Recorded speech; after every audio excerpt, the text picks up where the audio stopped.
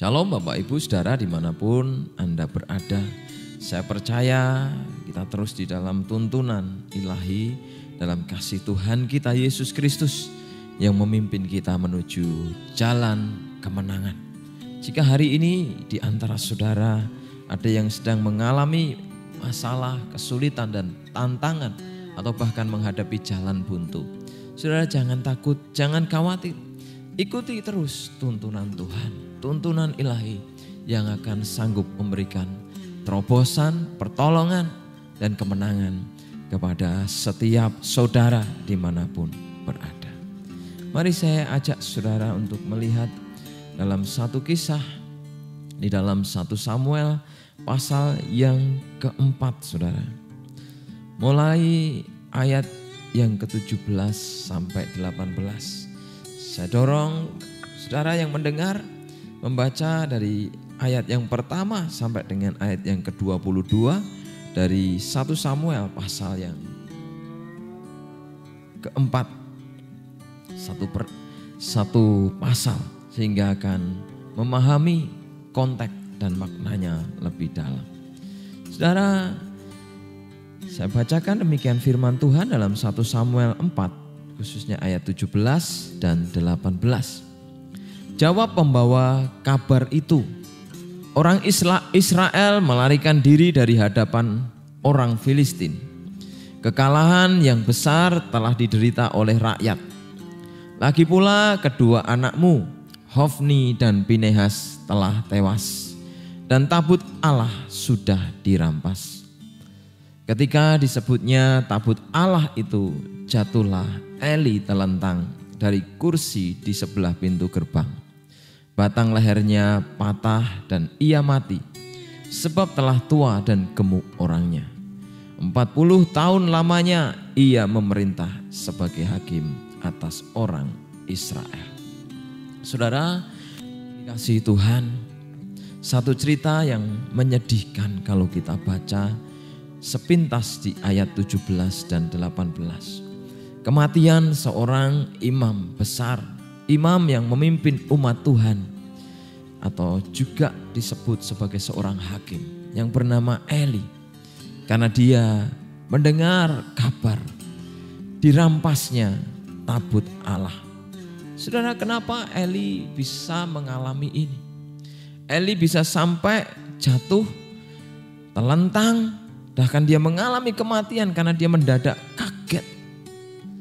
Saudara, peristiwa yang mengagetkan kalau itu sifatnya biasa, mungkin tidak membuat orang atau kita mengalami kecemasan, kekhawatiran. Saudara, ini seorang imam.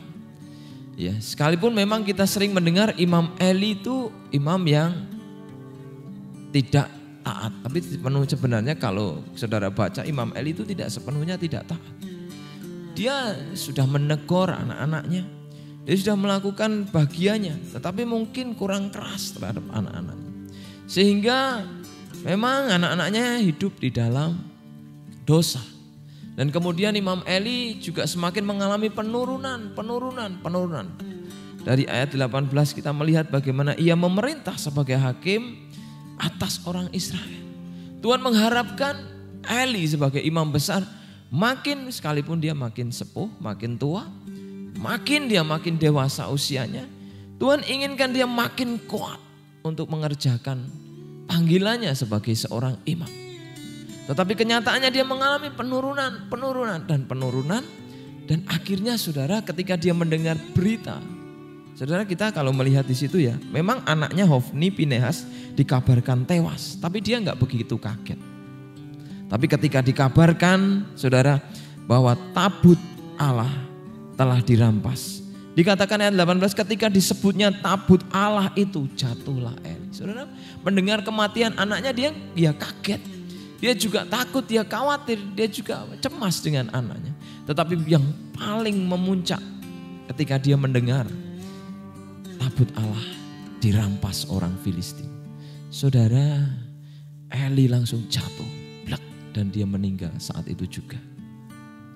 Ketakutan terbesar manusia adalah ketika kehilangan hadirat Tuhan, kehilangan Tuhan itu sendiri dalam kehidupannya. Kekasih Tuhan, Tuhan ingin kita makin hari bukan makin melempem, tetapi makin strong, makin kuat. Bukan makin hari hanya makin terbiasa dengan rutinitas kita, sehingga kita tenggelam dengan kesibukan kita. Tetapi Tuhan ingin di tengah-tengah kesibukan kita, di tengah-tengah aktivitas daily activity atau aktivitas harian kita harus makin kuat. Karena Tuhan ingin kita bagaikan Raja Wali, naik terbang dengan kekuatan anugerah sayap Tuhan yang memampukan kita makin terbang tinggi. Saudara, jangan jadikan naik terbang atau makin di bawah Tuhan ke arah terbang yang lebih tinggi hanya sekedar slogan. Mari kita hidupi ini, mari kita alami ini, sehingga siapapun saudara, usia berapapun Anda, baik muda, kecil, dewasa, tua, muda, remaja atau pemuda, saudara tetap bisa mengalami janji Tuhan. Saudara akan mengalami pertolongan Tuhan. Saudara bahkan akan dibawa Tuhan semakin naik, makin naik, bukan makin menurun seperti yang dialami Eli. Saudara, peristiwa di dalam kitab 1 Samuel khususnya di pasal 4 ini, saudara, 1 Samuel pasal 4 menandai bagaimana hilangnya kemuliaan Allah. Ya, dalam tanda petik, saudara. Kemuliaan Allah itu selalu ada. Kemuliaan Tuhan itu selalu ada. Seperti hadirat Tuhan itu selalu ada. Saudara mau kemanapun, dimanapun sebenarnya selalu ada. Tetapi kenapa itu melempem? Kenapa itu hilang? Karena kita tidak pernah, atau kita yang namanya lupa mengerjakan karya keselamatan di dalam Tuhan. Bagaimana kita bisa mengalami naik terbang terus menerus sampai akhir hidup kita pergi kepada Tuhan, dijemput Tuhan, di dalam kemuliaan makin naik, makin strong di dalam segala aktivitas kita. Sekalipun di tengah-tengah aktivitas pekerjaan, usaha dan pelayanan kita mengalami tantangan, kita mengalami kesulitan, diperhadapkan dengan harga-harga yang hampir semuanya semakin naik. Keadaan masa depan yang akan semakin naik itu akan merembet, tinggal kalkulasi aja, saudara. Kalau kebutuhan itu kebutuhan harian rumah tangga aja semua naik, apalagi kebutuhan usaha yang jauh rencana-rencana anggaran belanjanya jauh lebih besar. Pasti semua akan naik. Kesulitan akan selalu ada, saudara. Tantangan akan selalu ada. Dan itu udah ditulis dalam firman Tuhan. Krisis akan selalu ada. Tapi orang yang menanti-nantikan Tuhan, orang yang mengerjakan keselamatan dengan sungguh-sungguh, dia akan naik terbang, dia akan semakin kuat. Sekalipun kesulitan juga makin kuat, tetapi orang ini akan jauh lebih kuat dari tantangan kehidupan. Maka saudara, kunci mengalami kemenangan atau hidup kita agar tidak melempem dan terus menerus, mari kita yang namanya kerjakan keselamatan. Mari kita lihat saudara di dalam Filipi 2 ayat 12 sampai 16. Ya, saya nanti akan uraikan satu demi satu untuk menyingkat waktu. Mari kita taat mengerjakan keselamatan. Saudara, mengerjakan keselamatan artinya hidup di dalam kasih karunia Yesus Kristus yang sesungguhnya. Percuma kalau kita percaya Yesus tapi kita hidup semau gue.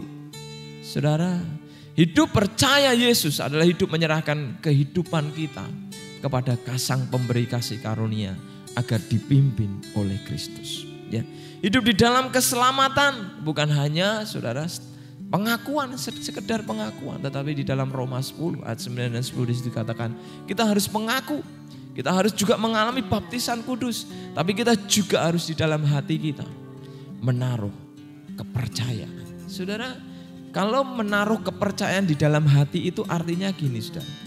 Ketika kita diuji, mengalami tantangan dan kesulitan dalam segala perkara, apakah hati kita takut?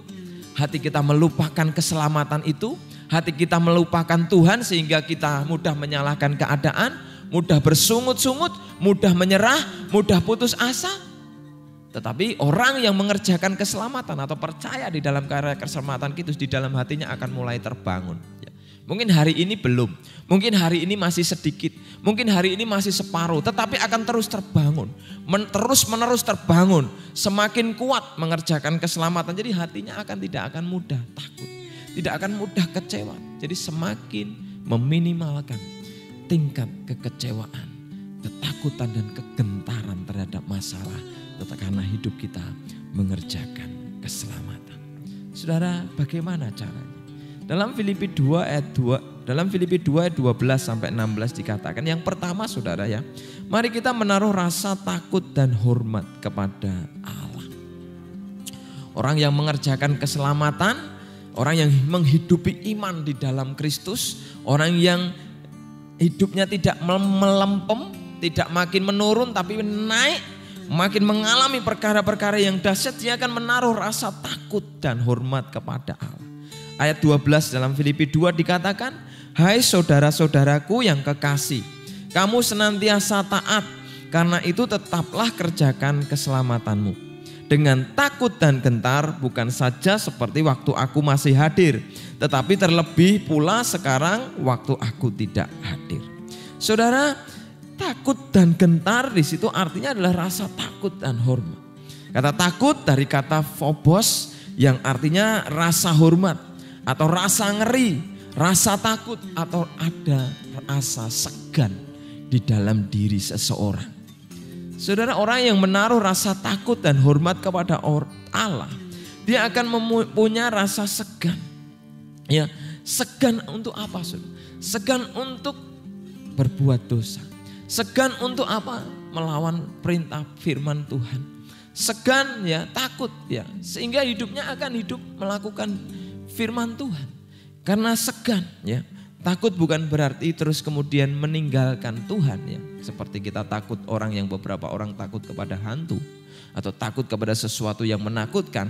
Takut kepada teror bom ya. Kalau ada bom saudara atau hantu mungkin sebagian saudara lari. Kalau bom semua bisa lari saudara. Karena bom ya pasti kita bisa lari. Tapi kalau hantu hanya orang-orang yang takut aja kepada hantu lari. Ya seperti anak saya.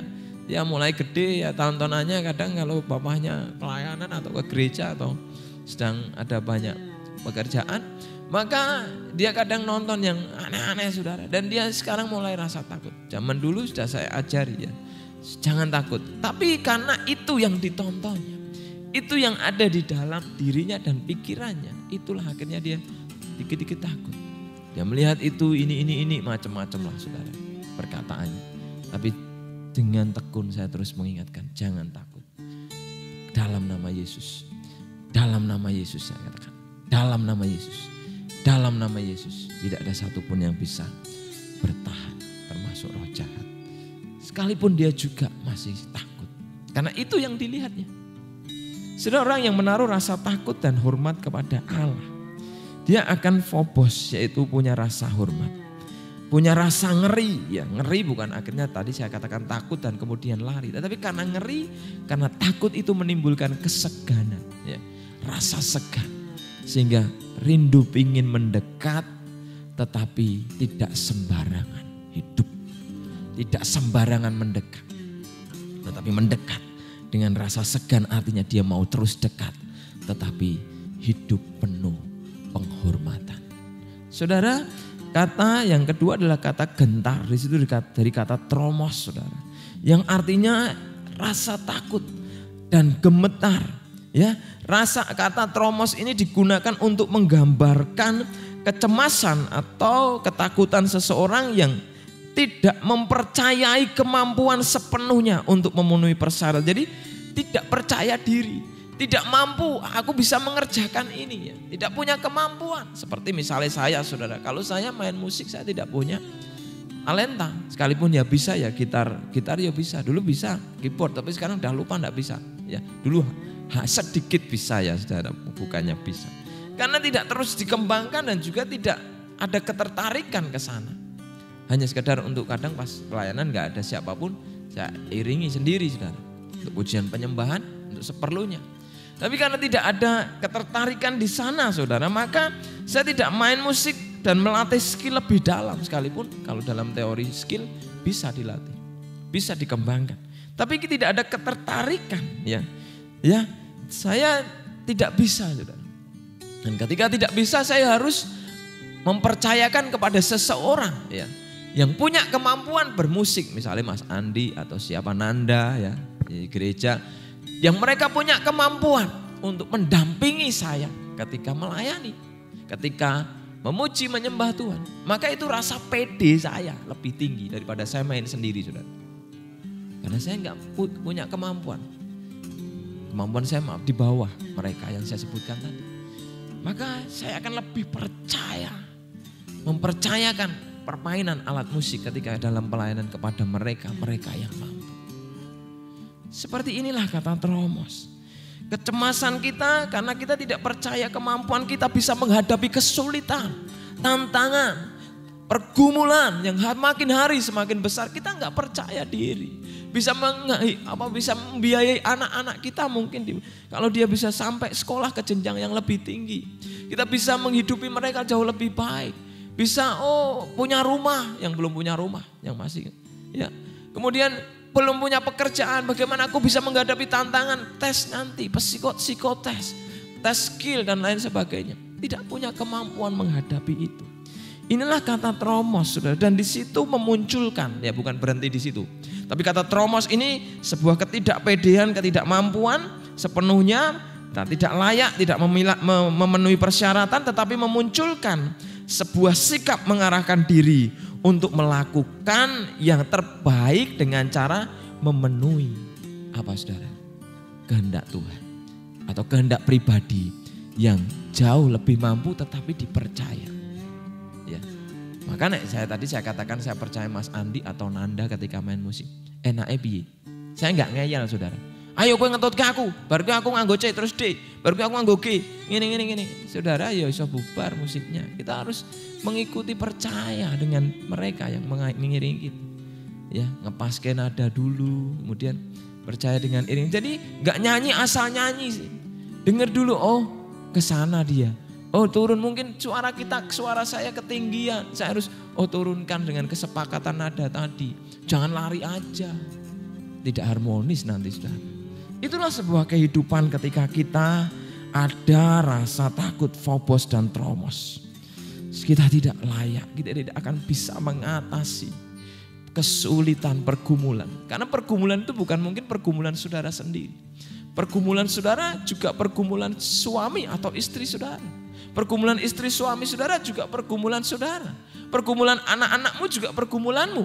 Pergumulan orang di dalam pelayanan adalah pergumulan hamba-hamba Tuhan seperti kami. Maka tidak mudah saudara. Dan kita memerlukan Tuhan yang di dalamnya yang sanggup melakukan segala perkara. Tapi harus ada phobos dan tromos. Rasa takut dan hormat. Kalau kita benar-benar gak mampu saudara. Kita akan mengikuti Tuhan. Kita akan mempercayakan itu kepada Tuhan. Yang sanggup melakukan segala perkara. Rasa hormat mendatangkan rasa aman dalam diri kita ketika kita menghadapi apapun dan di saat kita memiliki rasa hormat kepada Tuhan. Ada rasa hormat pada Tuhan ya, ketika kita memiliki rasa takut dan hormat kepada Tuhan maka itu akan tercermin saudara. Di mana? Tercermin rasa takut dan hormat ya istri kepada suaminya atau sebaliknya suami menghormati atau mengasihi istri. Rasa hormat anak-anak kepada ortu adalah cerminan atau implementasi, penerapan, mempraktekkan firman dari rasa takut dan hormat kepada Tuhan. Jadi kalau kita belum mengalami itu saudara, ya perlu dicek lagi. Saudara yang dikasih Tuhan seperti Samuel saudara. Samuel di dalam pasal 1 Samuel ini saudara, di dalam lingkup ya konteks dekat dari ayat yang kita baca tadi saudara. Samuel mengembangkan rasa takut dan gentar kepada Tuhan atau rasa takut dan hormat kepada Tuhan melalui apa saudara? Melalui apa saudara? Melalui dia membiasakan dirinya tidur dan bekerja dan melakukan aktivitasnya dekat tabut Tuhan. Alkitab mengatakan Samuel yang masih muda, kecil itu, sejak mudanya dia tinggal dekat tabut Tuhan. Dia takut dan gentar, tidak ada cara lain agar kita takut dan gentar selain membiasakan diri dalam hadirat Tuhan.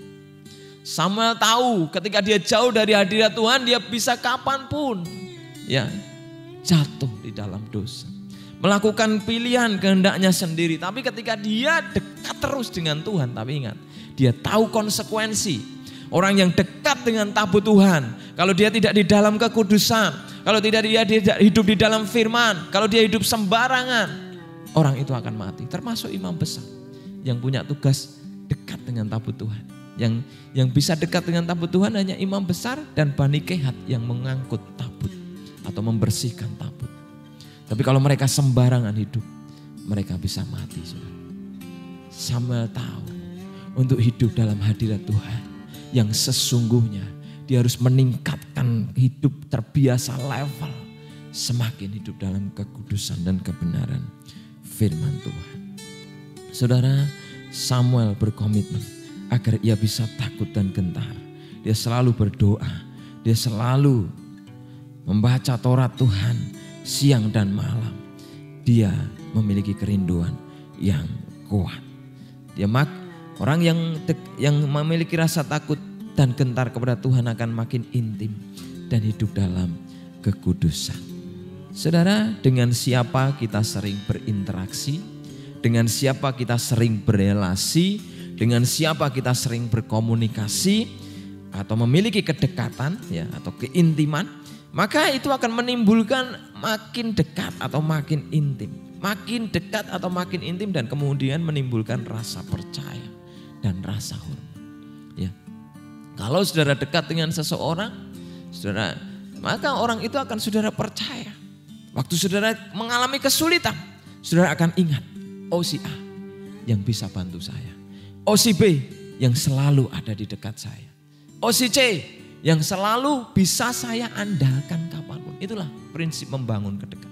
Kalau sudah dekat dengan Tuhan, sudah berelasi intim dengan Tuhan, berkomunikasi dengan Tuhan, membangun kebiasaan hidup dalam hadirat Tuhan dengan rasa takut dan gentar, maka saya percaya bahkan masa depan akan dibentangkan Tuhan. Rencana-rencana yang ajaib akan diberikan Tuhan dalam kehidupan kita. Yang kedua, saudara, yang kedua, Tuhan memampukan kita.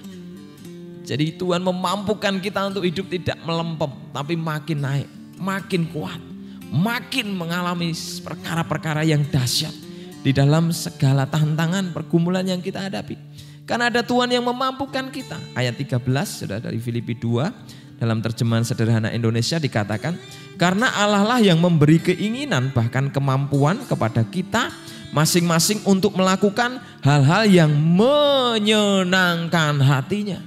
Bukan menyenangkan hati kita, tapi menyenangkan hatinya. Saudara, kita didesain Tuhan untuk menyenangkan hati Tuhan. Ketika orang punya rasa yang namanya ingin mengerjakan hidup dalam mengerjakan keselamatan, orang itu tidak akan mengalami kemelempaman tapi naik. Tapi di situ ada sebuah tanda ketika dia percaya Tuhan memampukan hidupnya. Maka di situ dia percaya bahwa di dalam hidupnya Tuhan menaruh keinginan dan kemampuan untuk melakukan hal yang menyenangkan hati Tuhan.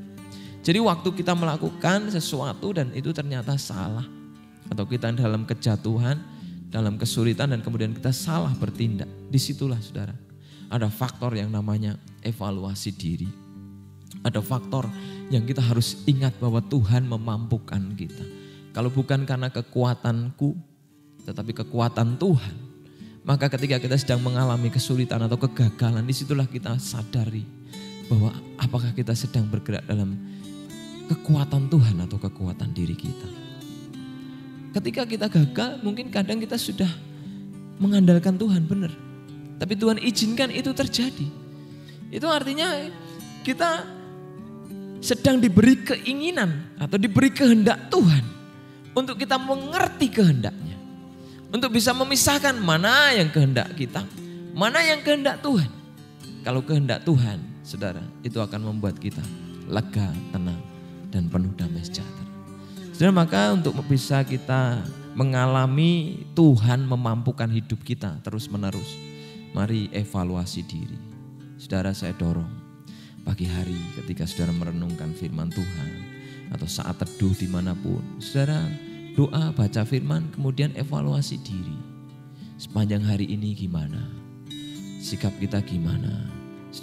sebagai hamba Tuhan, saudara, dan sebagai anak-anak Tuhan, mari kita lakukan yang namanya evaluasi diri. Karena kita menjalankan kemampuan bukan dengan kemampuan kita, tetapi kemampuan ilahi. Kemampuan Tuhan tidak pernah gagal. Kemampuan Tuhan tidak pernah salah. Tapi kita sering salah, tapi kita sering gagal, kita sering berantem bahkan, saudara. Mari kita pertebal, perkuat kemampuan ilahi turun dalam hidup kita sehingga kita akan mengalami kuasa yang tanpa batas, yang mengubahkan hidup kita, cara pelayanan kita, cara kita melakukan berinteraksi dengan orang, bekerja dan lain sebagainya. Oleh karena itu kita harus tinggal dalam kehendak Tuhan, tinggal dalam hadirat Tuhan. Kita harus tinggal di dalam setiap firman Tuhan agar kita bisa mengalami kemampuan-kemampuan ilahi. Yohanes 15 ayat 4 dikatakan, tinggallah di dalam aku dan aku di dalam kamu, sama seperti ranting tidak dapat berbuah dari dirinya sendiri kalau ia tidak tinggal pada pokok anggur.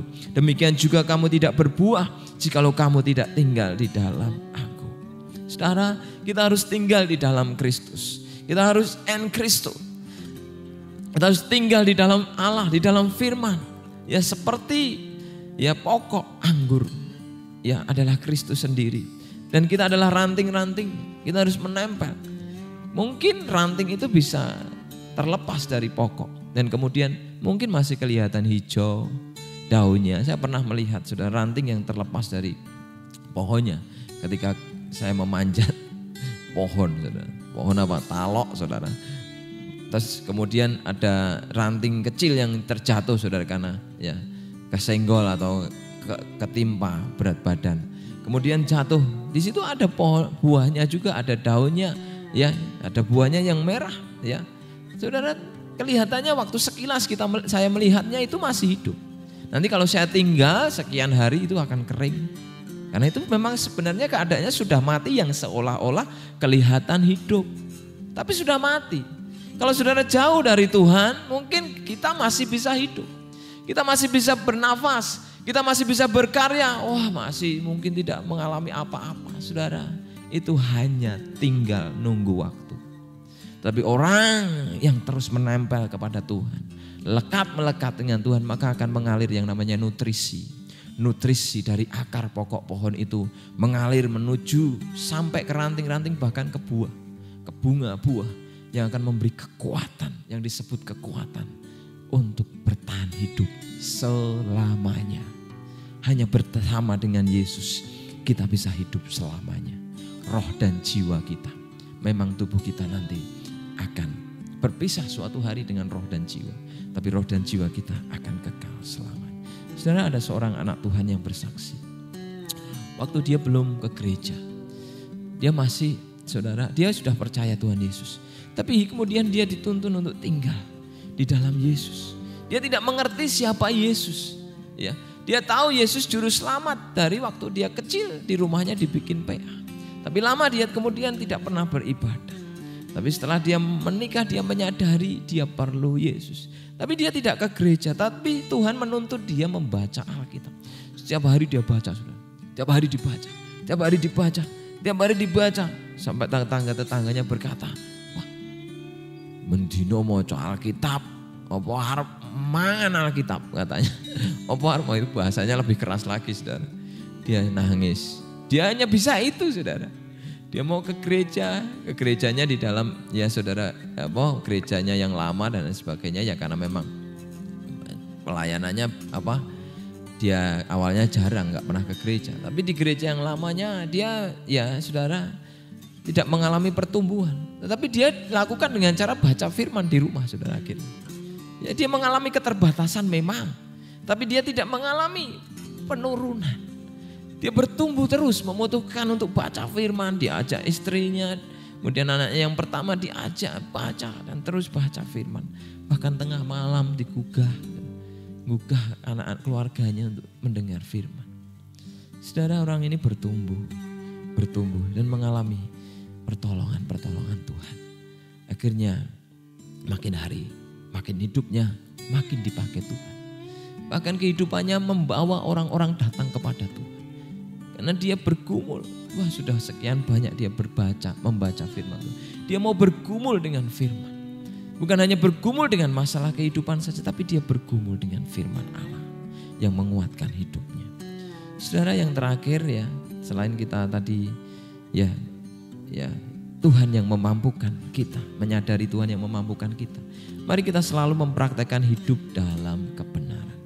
Ayat 16 dikatakan, sambil berpegang pada firman kehidupan, agar aku dapat bermegah pada hari Kristus, bahwa aku tidak percuma berlomba dan tidak percuma bersusah-susah. Berpegang pada firman kehidupan dari kata logon soes atau logos soe. Bukan logos bios, saudara, tapi firman kehidupan logos soe, atau saudara yang artinya firman kehidupan yang penuh dengan vitalitas, atau firman kehidupan yang nyata dan sejati, kehidupan yang aktif dan penuh semangat. Ya, kalau bios, saudara, di situ nggak ada jiwa, nggak ada nyawanya. Ya, nggak ada jiwa, nggak ada spirit rohnya, saudara. Hanya ada hidup aja, saudara. Jadi ilmu-ilmu tentang bios itu hanya mempelajari makhluk hidup dari segi sifat luarnya, segi sifat yang lahiriah yang terlihat dari faktor luar. Saudara, tetapi soe adalah apa yang ada di dalam. Kehidupan yang mendiami apa yang ada di luar. Kehidupan yang mendiami bios. Itulah soe. Ada vitalitas, gairah, mengiring Tuhan sebagai anak-anak Tuhan. Mari kita tetap semangat. Kita tetap menyala-nyala di dalam Tuhan, gak peduli masalah apapun, saudara. Mari kita rindu mempraktekkan hidup dalam kebenaran. Hidup di dalam logos soe itu adalah rindu mempraktekkan hidup di dalam kebenaran. Gairah kita adalah gairah melakukan firman. Semangat kita, semangat yang aktif dan penuh gairah untuk berbakti kepada Tuhan. Untuk diberkati Tuhan. Untuk mengalami hal-hal yang Tuhan ingin kerjakan dalam hidup kita. Untuk disempurnakan Tuhan, untuk dipulihkan Tuhan, sehingga kita menjadi sempurna seperti Kristus, agar bisa hidup selama-lamanya. Roh dan jiwa kita bersama Tuhan di surga. Kata berpegang dari kata epeko, yang artinya menatap atau memperhatikan. Jadi artinya kita harus memperhatikan atau menatap firman Tuhan. Benar-benar, bukan hanya waktu di gereja, saudara. Tetapi kita menghadapi masalah itu kan setiap hari. Menghadapi kesulitan setiap hari dan hidup juga setiap hari. Maka kita harus setiap hari menatap, memperhatikan firman kehidupan. Yang kedua, kata epeko itu artinya menerapkan atau mempraktekkan firman kehidupan. Kita harus menerapkan dan mempraktekkan setiap hari. Mungkin ada kalanya, saudara, ya, angin dunia membawa kita berbelok. Ayo kembali lagi. Praktekkan lagi agar kita alami janji-janji Tuhan. Ya, masalah datang, saudara, bukan untuk menghancurkan hidup orang percaya. Pergumulan dan kesulitan datang, prinsipnya bukan untuk menghancurkan hidup kita anak-anak Tuhan. Tapi datang untuk menjadi sebuah peluang, menjadi pintu mujizat Tuhan dinyatakan. Pintu kemenangan Tuhan dinyatakan. Pintu pertolongannya dinyatakan dalam hidup kita. Kata epeko juga berarti memberi perhatian atau fokus pada firman kehidupan. Kata epeko juga memiliki arti untuk memiliki janji-janji Tuhan dari setiap firman kehidupan. Epeko artinya adalah memiliki. Pada akhirnya orang yang epeko atau memegang firman Tuhan, dia akan memiliki firman itu. Dia akan mendapatkan janji firman Tuhan. Berpegang artinya akan memiliki. Dengan mempraktekkan firman, saudara pasti mengalami janji-janji Tuhan. Saudara, mari kita rindu hidup kita dipenuhi kebenaran. Sehingga di tengah-tengah pandemi orang lain boleh jatuh bangun. Ya, tidak mengalami peningkatan, kita mengalami peningkatan. Saya mengalami banyak, saudara. Pribadi, keluarga, dalam kehidupan pelayanan juga on fire. Dalam studi juga on fire, naik terus. Tapi saya tidak akan menceritakan tentang kehidupan saya. Ada seorang anak Tuhan, saudara, yang di dalam pelayanan. Dia alami. Dia pernah mengalami, saudara, suatu kali hidupnya memang sudah rindu baca firman Tuhan. Dia melayani Tuhan. Dia lakukan firman. Suatu kali kesulitan melanda ya karena pekerjaannya serabutan. Akhirnya dia tidak karena anaknya ada beberapa dan dia tidak bisa membiayai sekolah. Anaknya harus nunggak sekian bulan dan itu 2 anak. Dan anaknya hari itu akan menerima rapot dan dia pamitan sama bapaknya. Pak, engkau rapotnya nyuwun tulung dipendhet kenjeh Pak. Si bapak dengan kuat berkata, iya nduk. Habis itu apa? Setelah anaknya berangkat dia masuk kamar, dia nangis. Saudara tidak tahan karena dia benar-benar tidak punya uang. Berbulan-bulan nunggak 2 anak dan kemudian tidak bisa membayar. Dia nangis saudara. Dia tersungkur di hadapan Tuhan. Saudara, beberapa waktu kemudian, bukan hari, beberapa menit atau mungkin jam ya, datang saudara. Saudaranya yang tidak pernah datang ke rumahnya, jarang sekali. Keponakannya dari luar kota. Ya, dia datang dari rumahnya sana, biasanya mengunjungi ke saudaranya yang masih tetangganya. Tetapi hari itu anehnya dia nggak pulang ke rumahnya. Tetapi dia langsung datang, jujuk, datang ke rumah bapak ini. Dan langsung berkata, Pak piye, anak-anaknya jupuk rapot toh? Gampang, nanti tak ambil ke rapotnya. Semuanya tak tanggung. Seolah-olah orang itu tahu itu masalah bapak ini saudara. Ajaib saudara. Dan semuanya akhirnya beres, anaknya bisa mengambil rapot. Saudara, hidup berserah, bersyukur. Kesulitan selalu ada. Tapi ketika kita berserah, bersyukur, kita mau mengerjakan keselamatan. Kita mau hidup, saudara, makin yang namanya rasa takut dan hormat kepada Tuhan. Kita percaya bahwa Tuhan, saudara, memampukan kita. Dan kita praktekkan hidup dalam kebenaran. Mungkin sedang juga mengalami masalah, bisa saja. Tapi saya yakin Tuhan pasti tolong saudara. Tuhan pasti bahkan kirim orang-orang yang mungkin tidak dalam pikiran kita untuk menolong hidup kita. Mujizat pasti terjadi. Pertolongan Tuhan pasti ada ketika kita mau hidup takut dan gentar akan Tuhan mengerjakan keselamatan. Kesulitan, tantangan tidak pernah dirancang untuk menghancurkan hidup kita. Tetapi dirancang Tuhan untuk menjadi pintu bagi terobosan pertolongan Tuhan dinyatakan dalam hidup kita. Tetapi sekaligus juga pintu membentuk karakter kita. Membentuk kepribadian kita hingga kita memiliki hidup yang terus setia mengerjakan keselamatan. Terima berkat anugerah Tuhan dari setiap janji-janji Tuhan dalam kehidupan kita. Sehingga kita akan makin naik dan mengalami sesuatu yang dahsyat. Karena Tuhan memampukan kita. Tuhan Yesus memberkati.